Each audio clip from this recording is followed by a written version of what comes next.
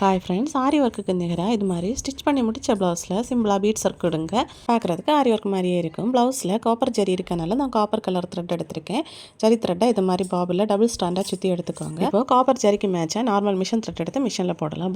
Bobbin கேஸில் போட்டு மிஷின்லேருந்து த்ரெட்டை மேலே எடுத்துகிட்டு ரஃப் கிளாத்தில் இது மாதிரி ஸ்டிச் பண்ணி பாருங்கள். கழுத்துக்கு இது மாதிரி பார்டர் அடித்து எடுத்துக்கோங்க. நீட்டாக வந்துருச்சு. இப்போ நம்ம கிளிப் ஸ்டோனை ஒட்டி விடலாம். அதுக்காக B1000 க்ளூ எடுத்திருக்கேன். அங்கங்கே இது மாதிரி ஒட்டி விட்டுக்கோங்க. இப்போ ஒட்டினதுக்கப்புறமா இதில் சிம்பிளாக ஒரு பீட்ஸ் ஒர்க் கொடுக்க போகிறோம். அதுக்காக நார்மல் நீடல் நம்பர் 10 எடுத்திருக்கேன்.